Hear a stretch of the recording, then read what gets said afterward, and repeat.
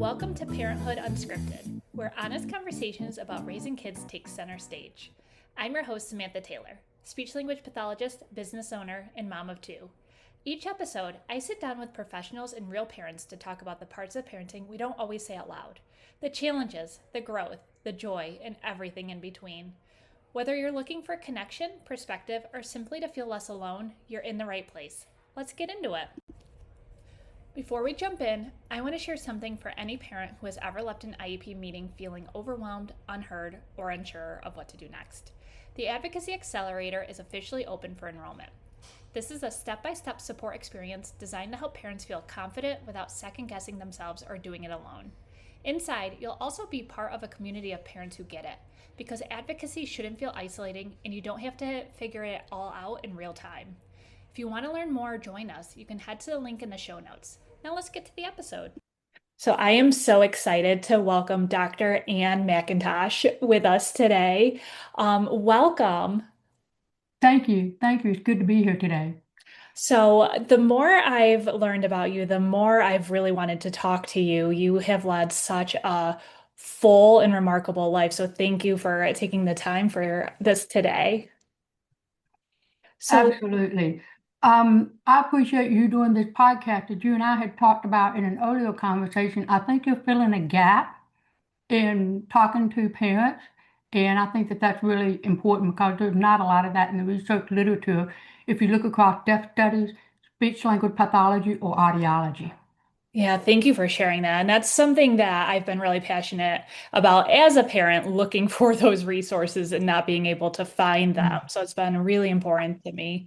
So, kind of diving right in, you describe yourself as growing up oral and being mainstreamed. What was that experience like as a child? So I did grow up early. So when my mom and dad had me, they were told that they had a perfect baby. So I was not identified with any physical, intellectual disabilities or anything like that. It was not until age 4, when I was in kindergarten, that I did not pick up as quickly and in step with the other children in my class. I was one step behind, and I was always watching and looking at them and copying them. So the teacher, thank goodness, was turned on that day. She was switched on. She picked up on that. And so she encouraged my parents to go and have my hearing tested. And they did. And that is when it was discovered that I had severe to profound bilateral central neural hearing loss. I was also speech delayed and language delayed at that time as well. So got the hearing aid in my left ear going, got speech therapy going, and then I got caught up with my peers in terms of the speech and the language.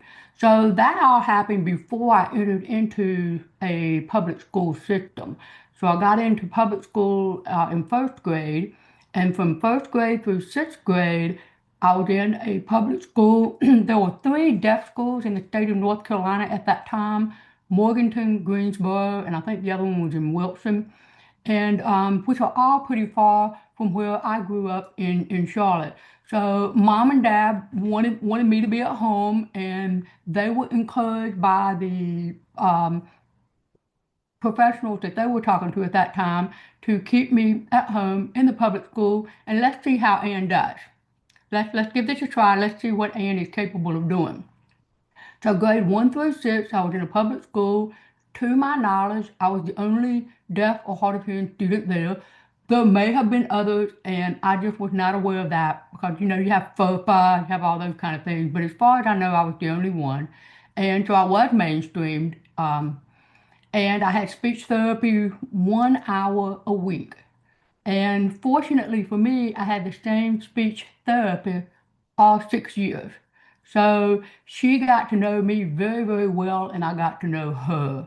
And what she would do is she would have me tell her, "What are you doing in class? What are you learning? What are you reading? What are you doing?" And then she would say, "What do you have questions with?" And most of my questions were around pronunciation. If there were words that I did not know how to pronounce, that I would pull them out and reading. So very early on, I learned the International Phonetic Alphabet because she would write down how the words sounded phonetically, and we would work on those. So even to this day, I have difficulty distinguishing between Asian, like getting old Asian, and an Asian, if you're from an Oriental country. To me, those words sound alike. So the nuances there, I was able to learn how to do that through International Phonetic Alphabet, that other people could know which words I was using, but I would not necessarily be able to learn that from them. Um, I didn't have, you asked me what was my experience. When you don't have a reference point and it's all you know, that's all you know. So it's not like I knew that I had a great experience or I had a, a horrific experience, but I was identified as gifted. So I was in I got a lot of attention. I had an IEP because we were in the gifted and talented program as well as with the speech therapy. But I always sat up in the front. That's rule number one that they tell everybody. You put them in the front row. And the beautiful thing about that is with being so severely hard of hearing is all the visual distractions were behind me out of my eyesight so I could just focus here. And even to this day, if there's a lot of visual stuff going on, I try to reduce the visual, what I call visual noise and stimuli and get rid of that so that I can zoom in and focus on the instructor. It went well for me. I turned out to be a good student. I knew how to learn, but I learned to read very, very early on. So they say that you learn to read up until third grade, and then after third grade, you read to learn. So I started reading very, very early, and as long as I could get it in the textbook or the writing on the board, the teacher may have had her back to class and talking, but she was talking about what she was writing on the board, so I could copy that down. This is before note takers. This is before AI. This is before PowerPoint. It was literally chalk on a chalkboard. Yeah. Wow. That sounds like such an incredible experience. I'm sure it was difficult as you were going through it, but it sounds like you had a really wonderful team of people supporting you. Um, One thing I'm curious about, and I'll give some context with my son, he is the only deaf individual in our entire family. So for my husband and I, we knew from day one we needed to learn American Sign Language. So we made that a priority. And I know he has a lot of people in our family that love and care about him, but that just wasn't as high of a priority. So it has been a bit isolating for him when connecting with his hearing family members who don't know ASL. It's more kind of surfacey relationships, and that has bred some resentment. Have you experienced any of that, or was it different, kind of with the environment you were in? Did you have any of those resentments? So my parents were taught, and maybe you've heard this before, don't sign to Anne so she'll talk. So when you say that I was mainstreamed oral, I was mainstreamed oral without benefit of sign language. I did not learn sign language until I was 22 years old, and I was a senior at Chapel Hill when I went to the University of North Carolina at Chapel Hill, and it was through the medical school. So I was the only student in that class that wasn't in the medical school taking sign language. So I learned sign language later. So that was not a part of my K through 12 or even my undergraduate college days. So in terms of the family members that you're talking about with your son, everyone spoke to me. They knew to look at me to get my attention. This was also, by the way, before captioning. I remember when we got the first closed caption decoder, there was a separate device that you hooked into your television. And that was good but I didn't have that until college. So television was not a big thing for me because I couldn't lip read television, and a lot of the children's programs at that time were cartoon characters, and you couldn't lip read the cartoon characters. So again, I was a good reader because I didn't have television as a babysitter or as entertainment. So I did interact more with my family. And so there was more of that one-on-one talk, and I think I got some of that social capitalization, things that I was supposed to learn from my parents and from my peers. I have an older brother and an older sister. Like your son, I was the only one in my family who was diagnosed with a hearing loss at that time.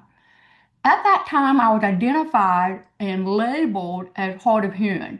So everybody called me hard of hearing. But now that I've taken audiology classes, I've looked at, I'm like, no, I was severe to profound. No, I was like what you would call a little d deaf, I guess, in that respect. Was it tough that they didn't learn? I didn't know to ask them for sign language. I didn't know any other deaf person. So I was not deprived from my perspective on that. The total communication concept I did not learn about until graduate school and begin to interact with some others on that. I wouldn't say that it was tense. There was just an expectation there that I was a part of the family and that I would continue to do those things. And I really want to stress that for your readers. Don't put expectations on your child that are not on par with any other expectation for any other child. To do so is very, very dangerous.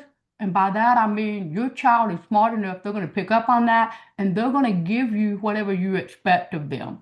So if I have low expectations, they're going to meet those expectations. If I have high expectations, same principles in place, they're going to meet those expectations.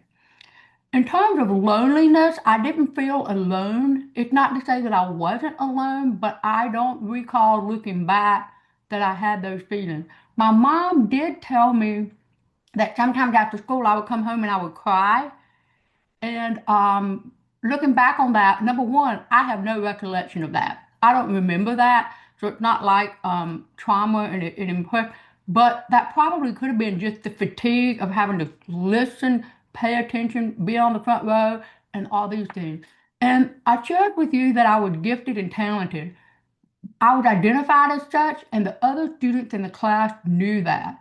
That put a lot of pressure on me. For example, every Thursday before we had our Friday spelling test, we would have a contest in class where we would line up, we would pick teams.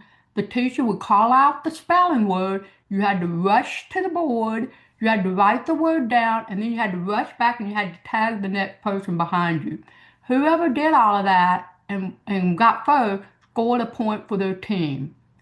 I was always selected first on any team. They knew I was smart, they knew it. That put a lot of pressure on me because I had to make sure I heard that word. What was the word that they were saying? And that put a lot of pressure on me. So I think maybe Thursdays was the day I came home crying because it was like just a lot of stress. So you don't think much of it now, but it's like, at that time, it's like I can't let my team down. And they have this expectation of me, and I have to meet that expectation. Yeah. Well, and I think that's such an important point. Expectations can be a little nerve-wracking or stressful, but it is important to have expectations. Speaking again about my son, we've always had high expectations, and we have never allowed his differences to keep him away from opportunities. We have interacted with a variety of really wonderful people, and some people have used their deafness as a handicap, and some people have used their deafness as a gift. And so we have always focused on it as his deafness is a gift. He is the most visually creative human being I have ever met. And his spatial reasoning is out of this world. And we have always really emphasized the fact that you can do whatever you want in this world. And so we've always had really high expectations, and he has really rose to those. Obviously, there's been times where it's been challenging. He is a teenage boy, so As there's with any child. Absolutely. But seeing him, he is finishing up his junior year of high school, but seeing him starting to talk about college and what he wants to do with his life, it has been such wonderful experience to watch it kind of come full circle because now it's not us putting these expectations on himself, knowing that he can achieve them. It's him. He's taking the lead on that. He has these high expectations for himself. And so it's just been really rewarding. So I think that's such an excellent point that you made about those expectations. Um, Yeah. so we've talked about kind of like the positives of having those expectations and the team that you've had and how you were included in your family as a family member, as you should have been. But I'm curious, what did you need back then that wasn't available? When you ask that question, what did I need that wasn't available? Meaning it just wasn't there at all, or it was there and I just didn't know about it. For example, captioning. I needed captioning, but captioning was not available at that time for anyone. Captioning would have been huge. I mean, PowerPoint is captioned now. The TV is captioned now. They have captioning on eyeglasses now. That would have been wonderful. If I had worn those eyeglasses, I could have enjoyed recess. So when we were playing pick up the jacks and eating our snack, that social conversation, whatever it is that we're talking about, I would have known about it and I could have picked up on that. Um, so were they talking about movies? Because I didn't go to movies because the movies weren't captioned. There wasn't any need for me to do that. Um, so what else was there that I could have used? That's a really good question. I think to your point, the gap here is I don't know that they involve the parents as much, but yet at my particular school, we knew the school principal, he knew all of us growing up, and right before it came time to go to the next grade, he would have my mom come to the school, visit with the next grade teacher. So let's say I was in third grade. Mom will go and meet the fourth grade teacher and talk to them. And then mom will go down to the principal's office and tell the principal, okay, I think Ann is going to be able to hear Mrs. So-and-so the best. So my mom kind of like picked my teachers because they're like, you're with Ann all the time, you know what you can hear. So my hearing loss is in the higher frequency. So if a female had a lower tone voice, that would be something. Uh, I really preferred those ethnic groups where they just had a lower resonant tone voice. Um, it's hard to get a male teacher in elementary grades. It's not to say that there weren't male teachers there, but statistically speaking, they were mostly female. Yeah. Yeah. And the older ones that had experience would be less tight. I guess the young ones, feel like they're under more stress, and so I had teachers that were more seasoned teachers and veteran teachers. Well, it's wonderful. It sounds like your mom was your first advocate and probably helped pave the way for you to be able to advocate for yourself and realize what you needed to succeed. Kind of a part two to that question, as you were talking, it got me thinking we're in such a great age in terms of technology with captioning devices, visuals. We have our cell phones with us at all times. Do you notice any other gaps that it would be neat to see um, filled within the next 10, 20 years in terms of accessibility? Backup plans. So I'm a college professor, so I was teaching one day, and the internet had gone down at our college campus. So the student came to class. We went to pull the stuff up on the computer, and they're like, "Oh, we can't pull it up." So they started packing their bags like they were going to leave, and I go, "Whoa, where are you going?" They're like, "Well, there's no internet," and I'm like, "But we can still have class." I said, "Here's a whiteboard. I have a dry erase marker," and they were just like doing chat. I was like, "We're going to have class? There's no internet." But I grew up without the internet, so I knew that we could teach and have education without the internet. And so that was like a plan B. But I was very, very comfortable with plan B because I had grown up under plan B. But for them, plan B was alien, it was foreign. It's like, you mean I have to take notes? I have to write? And they're like, oh, my hand is cramping. I mean, they are just so not used to what we call a talk and chalk type environment. So as all this technology advances, and it is wonderful technology, I enjoy it, I like all the nuances, but we do need plan B, we do need backup. What if the internet goes down? What if, what are those backup plans? Kind of like people with assistive devices, whether it be a hearing aid or a cochlear implant, you never know when your battery is going to go out. So you always keep batteries. So I'm sitting here talking to you, and I have a little jar right here, and inside my jar are batteries, so that if we're on the, it's just right there with me. But that was a lesson learned when I got caught one time without having that, and then had to muster through whatever the meeting or something was. And I was like, okay, not going to have that to happen again. So with all the technology, with the captioning, the cell phone, what is a backup plan? And I don't know that very many of them have really thought that through, which is why I think lots of people really like sign language because you don't need a backup plan.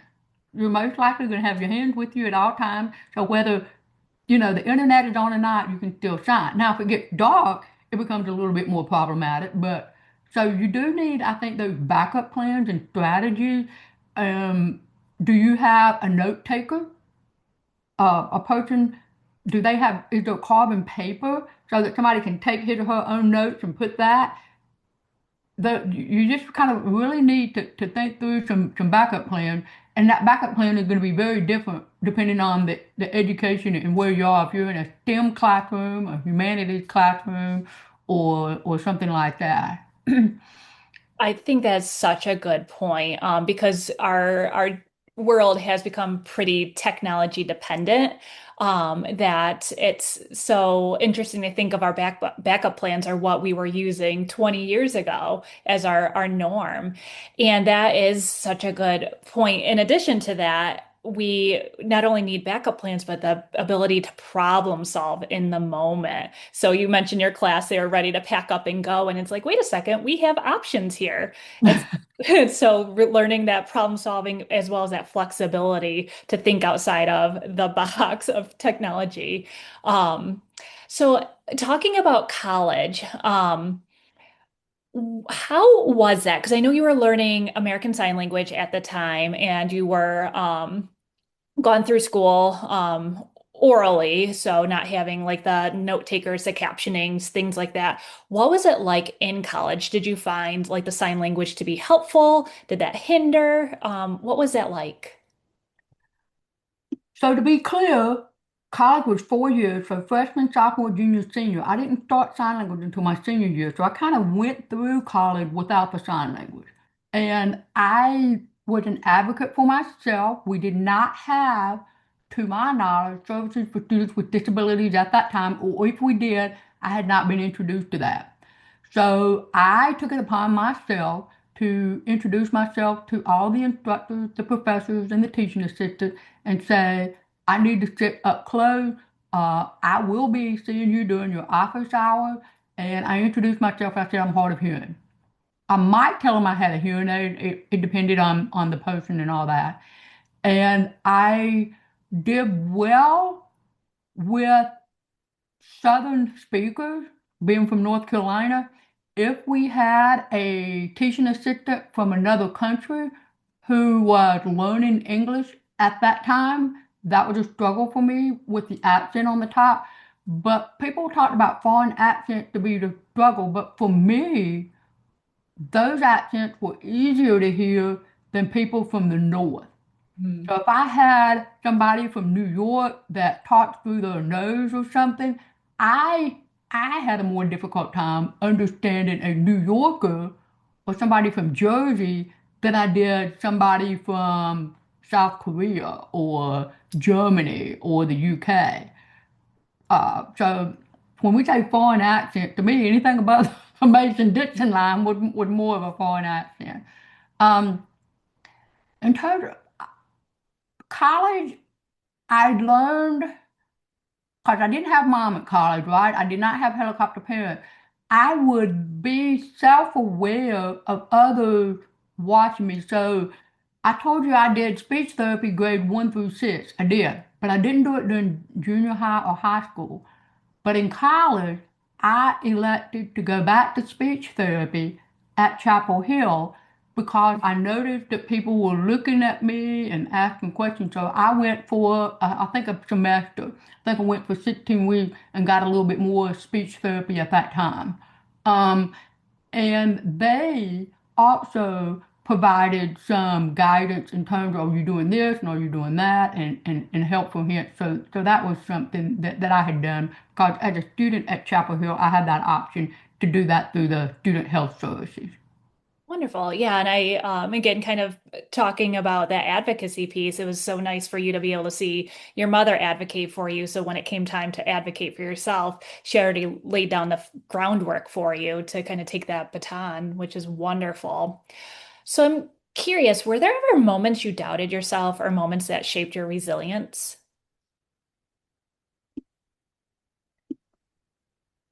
There were not moments that I doubted myself. For whatever reason, my DNA, I don't have doubt. I don't have imposter syndrome. I don't have those things. But you talked about the deafness being a gift, that it can kind of be a gift when you were talking about your son. The absolute number one gift of deafness for me and for anyone and for the parents who are watching this podcast is your child has already started problem solving 101. They start problem solving and circumventing and figure out workarounds the minute that the normal route doesn't work for them. And growing up in a hearing household, that is the route that you are exposed to, the normal route. So you adapt and you pivot.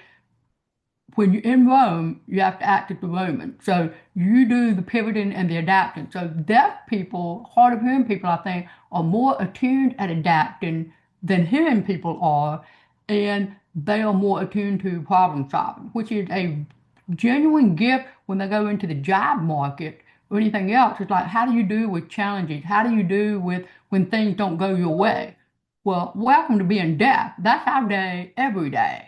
We wake up and we're already starting to waking up, just waking up. How do they wake up? Probably don't wake up the way most people wake up.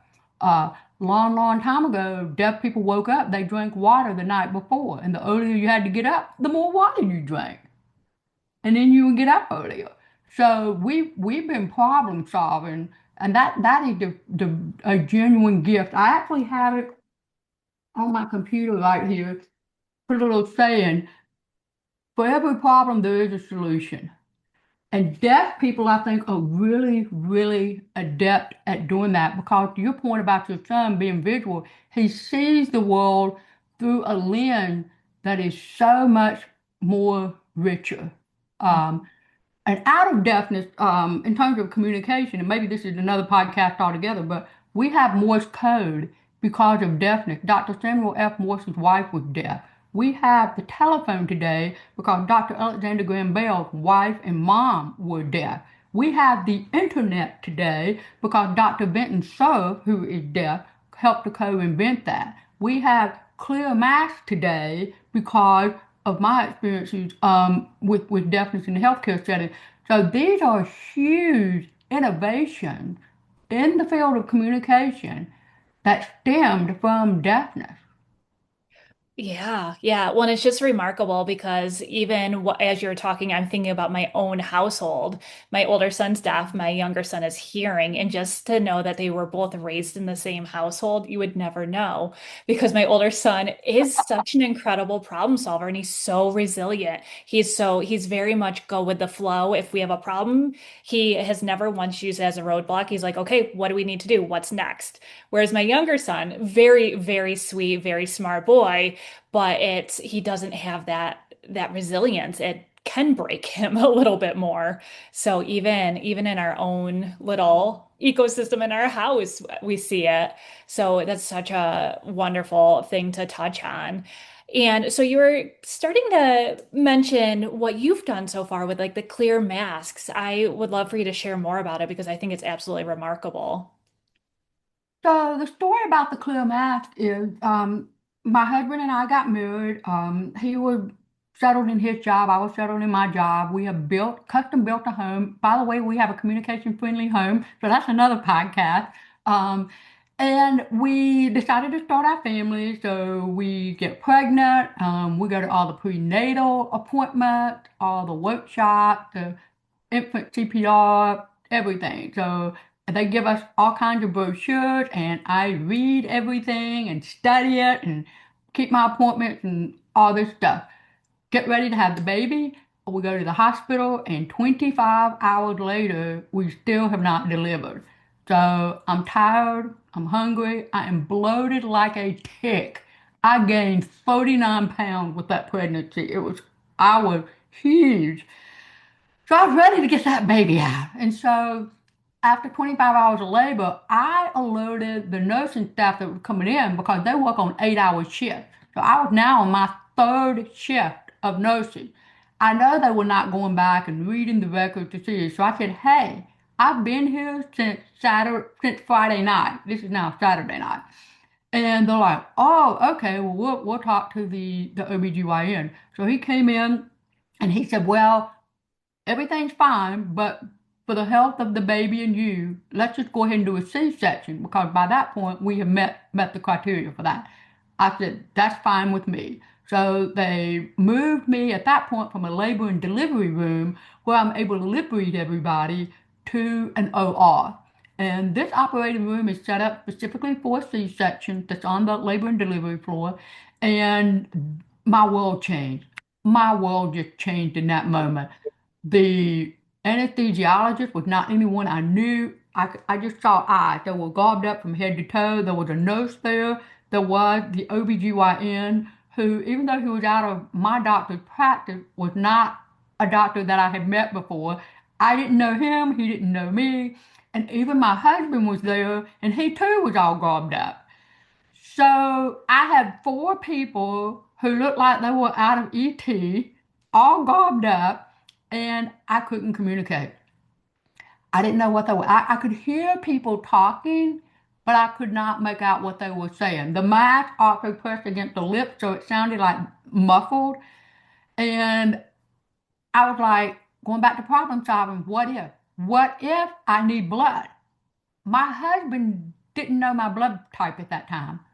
What if they decide to give me antibiotics and we perceive that the etiology of my hearing loss is from ototoxicity, from medication given to me when I was 6 weeks old? So gentamicin and streptomycin. So I already have some kind of sensitivity to antibiotics. So I'm very, very careful to not take any. So I'm like, but what if they give me some and what if it's ototoxic? So all these what if were running through my mind. I'm trying to have this baby. I'm trying to do what they asked me to do. I'm trying to be a compliant patient, but it's really hard for me to do that. I'm tired. I'm hungry. I'm huge. You know, I can't communicate with them. And it was just a very, very uncomfortable and helpless feeling. And for problem solvers, for people who are resilient, for people who have never given up, that is foreign territory for us. We are not used to that. Um, and I think that a lot of deaf and hard of hearing, or anybody with disability that has that resiliency, don't have those moments where they give up because that's not in their nature. Their nature is work through this, figure out a workaround. And I could not figure out a workaround in that situation at that time. And I was sitting there saying, oh my God, I'm a college professor. I teach communication classes. I have 3 degrees in communication. I cannot communicate right now. This is not good for business. You know, this is like just horrific. Had the baby, everything was fine, but then problem solving, I was talking to my brother who's an attorney days after we're back home from the hospital, everything's fine. And I said, you know, if I could have because I'm a good lip reader. I said, if I could have just lip read them, I said, I'd have been fine. And my brother said, well, why don't you do that? And I said, lip, you mean like clear mask? And he said, yeah. So that is how the clear mask came about. Is we're like, take this problem, what was the solution? If I had had a clear mask, we could have done it. There was not time at that moment, but between the time the doctor said you need a C-section and I went into the OR was less than 10 minutes. So there was not time to call for an interpreter, have an interpreter come over. By the time they would have had it, everything was over at that point. Once I was in the OR, the baby was there within 10 minutes. So there was no time for those kinds of backup plans to have. But you know, if they had a clear mask. So our masks are made in the United States and they're FDA approved and they can be used in the OR. And I want the parents and anyone else who's listening to this podcast to know, please advocate for this in your dental appointment and your medical appointment. Just start normalizing clear masks because not only does it help deaf and hard of hearing people, people like you like to read faces too. You like to see those facial expressions. So it helps everybody because 97% of the meaning of communication comes from the nonverbal cues. It comes from your facial expressions. Yeah. That's such a beautiful story. As you're telling me about it, I was physically experiencing it because I can't even imagine how scary it is, especially with your first child. There's already so many unknowns, regardless or separate from the communication barrier that you were experiencing at that time. So my heart really goes out to you. And I love that you turned what could have been a really scary moment into such a beautiful thing that's benefiting and impacting so many people across the world. So we need more people like that who take this problem and turn it into a solution that not only benefits them, but everyone around them. So thank you for that. It's um it's just remarkable to think about, especially during COVID, how important it was to be able to see those faces because it was again another scary time where people weren't able to communicate and connect, Right. and for things like clear masks to be able to help facilitate that was amazing. Yeah. And that is what drives me every day because, to your point, my situation turned out well. My baby was healthy. I was able to go on and have another baby. We have two children, and I know that not everyone who enters into a dentist office or a medical practice or a hospital has a good outcome. There are people who do get inferior care due to the lack of accessibility to communication, and that subpar care either brings on more lifelong disabilities or exacerbates things or can even cause death. We really are talking about a life and death type situation here, not because you don't have the know-how to help me in terms of healthcare, but it's that communication piece. That communication piece is just absolutely huge. And to follow a patient through his or her journey in a hospital from the time that they enter into whether it's an urgent care or an ER department all the way to being discharged, there are so many places along that journey that miscommunication can bring on unnecessary labs, unnecessary testing, all kinds of things. So this is pretty huge, probably bigger than we even realize that it is. Um, and so for more deaf and hard of hearing people to understand that when they're in those situations and they pivot and they come up with new solutions to figure out, okay, is this just happening to me or is this happening to others? And when you think outside of yourself, think about the larger community. That is where you get that growth. That is where you get that innovation and you can improve products or services. Absolutely, absolutely. As we wrap up, I just want to thank you so much for your time and your expertise and your passion and care for the people, the greater good of the world. So thank you for that. Where can people find you and learn more about you? They can go to safeandclear.com, and that's SAFEN as in Nancy, clear, CLEAR.com. They can email me. If you'll put up my email address, contact information, I'll be more than happy to talk to people. We provide workshop training, professional development, consulting, really listen to people. What are they dealing with, and how is it that we can help them with that? We are also helping dental and medical providers with reimbursement if they get a clear mask and how they can go about that. And we have some resources available for that. So it just let us know. We have some children's books that are available, and we do donations for that. If people need it into, say, a children's hospital, if they want some of that, or a speech language pathology clinic, we can offer that as well. But my information is available, so just let me know. And I'll be sure to link everything in the show notes too, so it'll all be right there. But again, I just want to thank you for your time. I have absolutely loved this, and I can't wait to do a part two. Thank you. One last piece here for your parent. I didn't mention it, and Samantha, you can maybe talk to this, but just trust your gut.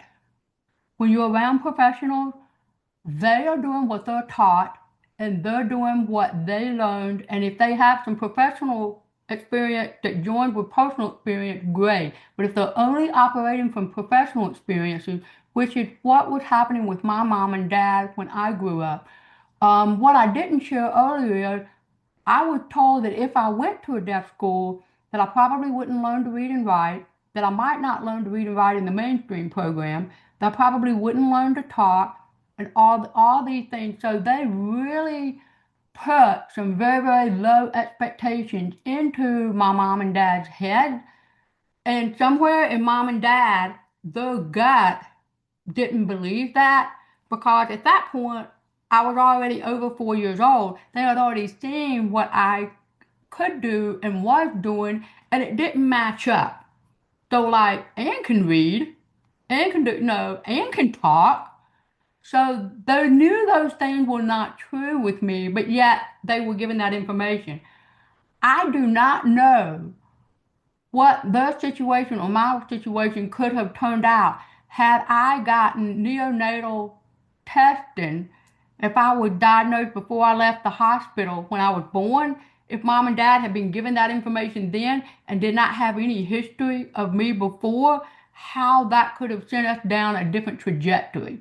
So when people are diagnosed with hearing loss, with those neonatal hearing, ABR, auditory brainstem response, and they are then fed that kind of information, those parents have no other reference point. That's all they have, and they will be making their decisions based off of that. My mom and dad had another database, if you will, of information. What they were hearing did not match up with what they were seeing and interacting with every day, so they went with their gut. I just wanted to make sure that we ended this call and any other call with trust your gut. I love that. That's one of the pillars of the parent advocacy that I do is learning to trust your intuition. And if something doesn't sit well with you or doesn't resonate, it's worth evaluating because your body's telling you something. So it's always worth asking the follow-up questions and Mm-hmm. getting second opinions or sitting with it to decide if this is right for you. In my kind of to your point, just because it's right to someone else doesn't mean it has to be right to me. So it's very important to sit with it to decipher what your body's telling you and why you're having some sort of sensation that isn't feeling good in your body. And I think that's one of my biggest takeaways from this conversation is trusting your gut, but Yeah. also it's having that resiliency and that problem solving too, because our attitude and our questioning of things is what really can move us in a really wonderful direction to create this beautiful experience or these products that are designed to help so many. So thank you for that again. Well, thank you again for this opportunity.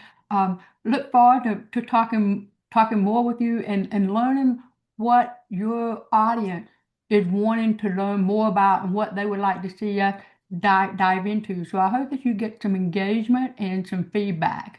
Yes, yes, me too. So, yes, please comment below if there's anything that you have questions about or would love to learn more about. We are very open to any of that. So, thank you again. Thank you. Have a great day. Thank you, you too. Thank you so much for joining me for this episode of Parenthood Unscripted. If today's conversation resonated with you, please share it with another parent who might need it. You can follow along on Instagram at Parenthood Unscripted for updates, clips, and future guest announcements. Be sure to subscribe so you never miss an episode, and I'll see you next time.